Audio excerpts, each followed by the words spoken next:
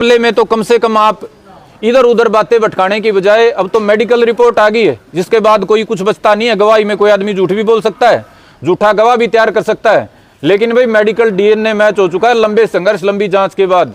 अब कोई गुंजाइश बचती नहीं है। अगर उसके बाद भी इन बलात्कार के आरोपियों को आप मुख्य अतिथि बनाओगे तो आगे भाईचारा बिल्कुल नहीं रहेगा और उसके बारे में कोई ठोस फैसला आगे लिया जा सकता है। बाकी जो और बातें हैं हमारे चाचा रिटायर्ड डिप्टी डायरेक्टर शिक्षा विभाग जयवीर ढंडा जी आपके सामने रखेंगे। नमस्कार। नमस्कार जी। अच्छा, आज मीडिया को बुलाया जी, तो किस कारण से बुलाया? पहले तो जी सारे जितने पत्रकार भाई पहुंचे हैं आप सभी का गांव बुडाना में स्वागत है और आप सभी का बहुत बहुत धन्यवाद आभार है। इस भाई की प्यार भरी मीठी मीठी राम राम। आप फिलहाल हाँ बुडाना गांव के अंदर आपने कई दिन पहले दो मर्डर हुए थे, जो कृष्णा और एक लड़के का मर्डर हुआ था। उसको लेकर कई 3-4 महीने से धरना चला था। उसको लेकर यहाँ पर धरने भी लगाए गए, एसपी डीएसपी मुर्दाबाद, सरकार के मुर्दाबाद के नारे लगाए गए, लेकिन उसको मामला कोर्ट में चल रहा है। लेकिन 14 तारीख को दलित महा आंदोलन किया गया था। रजत कंसल ने अपने प्रोटोकॉल के अनुसार भाई जो मेरे को ऊपर दबाव बनाया गया इस तरह के को लेकर, उसके अंदर बुडाना की जो महिला उसने बयान दिया इस तरह मेरे को बहिष्कार किया गांव के लेकर, उसको लेकर गांव ने प्रेस कॉन्फ्रेंस की है। उसमें मिला हमारे गांव में जो दोहरी हत्या का मामला था उसमें आपने सबने बड़ी अच्छी कवरेज करी और हमारा जो संघर्ष था उसको मुकाम तक पहुँचाया। आज आप सभी को इसलिए बुलाया है कि लगभग 4 महीने से उसकी जांच जो आगे चल रही है, स्टेट क्राइम ब्रांच कर रही है, जांच भी निर्णायक मोड़ पे है। लगभग चीज़ें उसमें सामने आ चुकी हैं, कुछ चीज़ें बाकी हैं, लेकिन वो हमारी एक इच्छा थी वह जांच रिपोर्ट आ जाए, उसके बाद आप सभी साथियों को बुलाएंगे, गांव राम समाज सबको इकट्ठा करके बताएंगे। लेकिन उससे पहले ऐसा प्रयास हो रहा है जिसके लिए विशेष तौर पर आपको बुलाया है। एक ऐसा प्रयास हो रहा है कि पूरे मामले को एक नया रंग दे के जिन लोगों ने दोहरी हत्याएं करी हैं, बलात्कार जैसा गंभीर अपराध कराया है, उन्हीं को विक्टिम घोषित कर दिया जाए, उन्हीं को पीड़ित बना दिया जाए। और पूरे सभ्य समाज में इस तरह का प्रयास किसी भी तरह से समाज के लिए हितकारी नहीं है। इसलिए आज आपको यहाँ बुला के कुछ बातें आपके सामने हम सारे गांव के हमारे मौजूद आदमी रखना चाहते हैं। आप सभी ने पिछले मेरे ख्याल से 14 जुलाई को इस हार में एक प्रदर्शन हुआ था भाई दलित एकता के नाम पे, दलित समाज के ऊपर अत्याचारों के विरोध के नाम पे, कि भाई सरकार हमारे साथ गलत कर रही है, हमारे को उत्पीड़ित कर रही है, हमारा शोषण कर रही है। तो कोई भी भाई समाज अपनी आवाज़ उठाने का सभी को अधिकार है। उन्होंने कराया, कोई बात नहीं, बढ़िया बात है।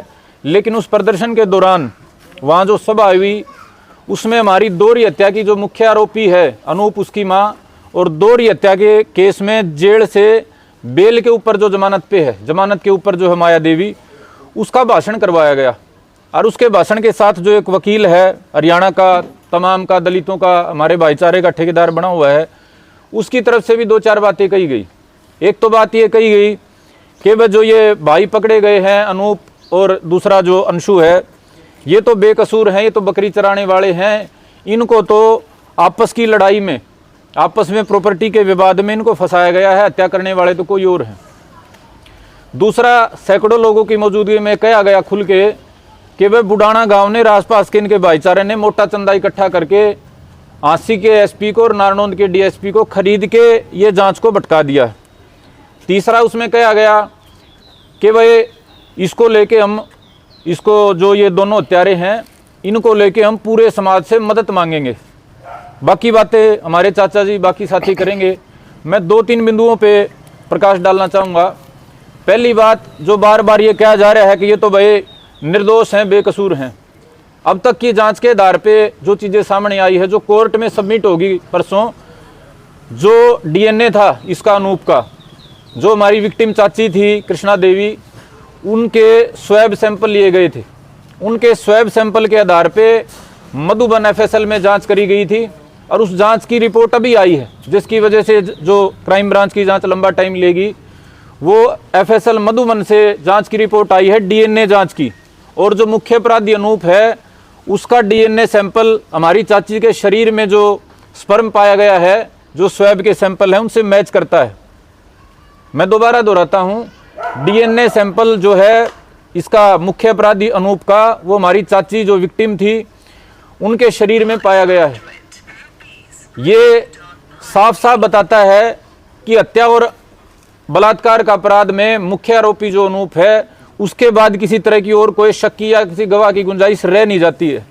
तो किसी भाई को, जो सभ्य समाज के भाई हैं, खास तौर पे हमारे दलित समाज के भाई हैं, किसी के मन में कोई शंका हो किसी भी तरह की, तो जांच रिपोर्ट हम उनको मुहैया करा सकते हैं।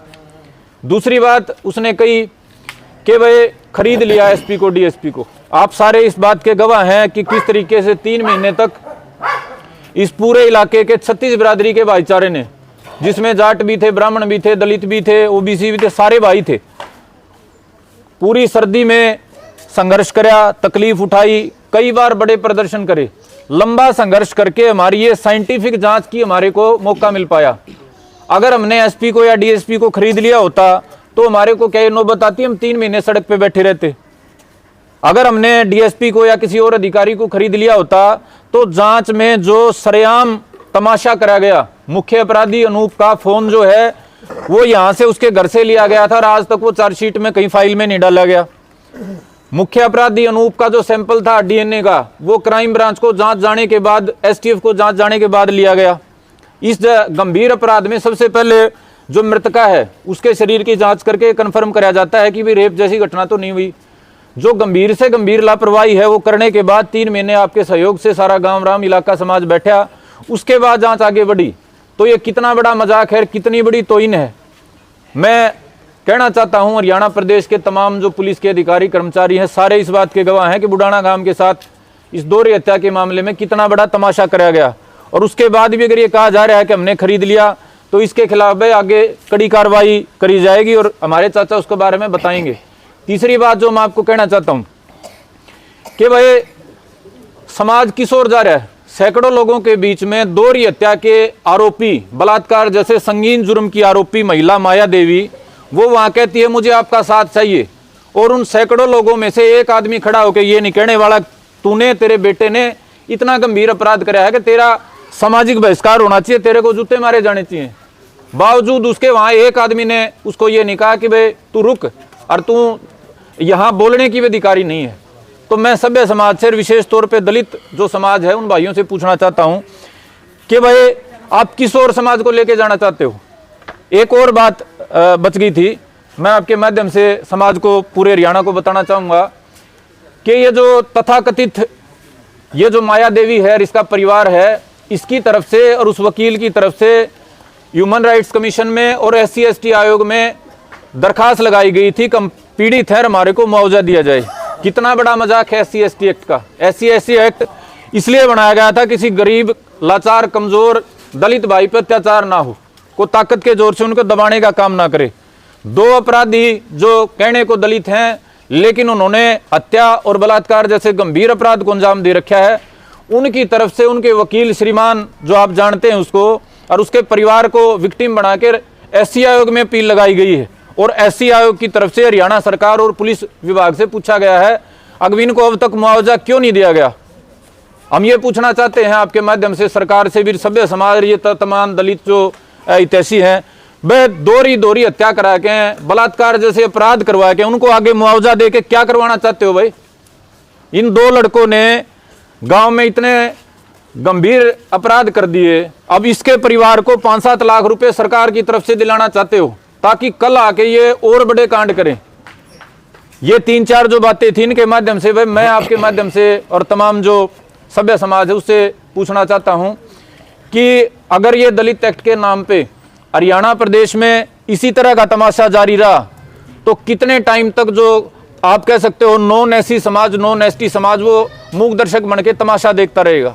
हमने लड़ाई लड़ी, 36 बिरादरी ने लड़ाई लड़ी, लेकिन उस घटना के 4 महीने भी नहीं बीते हैं और आज उस घटना के मुख्य आरोपी, हत्या आरोपी, बलात्कार के आरोपी सरेआम दलितों के मंच पे खड़ा होकर भाषण दे के कहते हैं हमारे को तुम्हारे साथ की जरूरत है, हम तो पीड़ित हैं, हमने तो मार ही नहीं सकते। तो भाई ये आज जो हमारी प्रेस कॉन्फ्रेंस है इसके माध्यम से ये हमारी पहले तो अपील है तमाम हमारे दलित भाईचारे से, और जो इस 1-2 नकमे आदमी को छोड़ के हरियाणा में और भी दलितों के पैरोकार हैं जो सामाजिक प्रतिनिधि हैं उनसे, कि इस मामले में धन्यवाद।